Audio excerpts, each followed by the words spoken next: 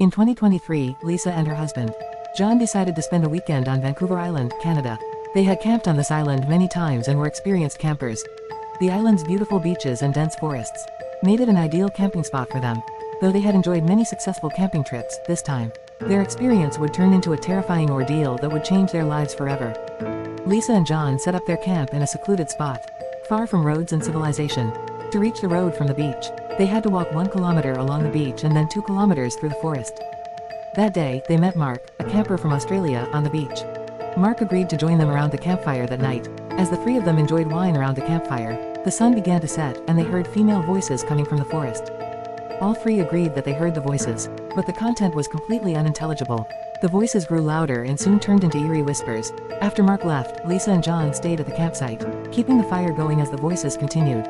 The voices became increasingly unsettling, seeming to draw closer from the forest. Around 3 a.m., just as they were about to fall asleep, they heard footsteps near the campfire. The footsteps moved around the tent and then disappeared back into the forest. When the footsteps returned, the couple froze in fear.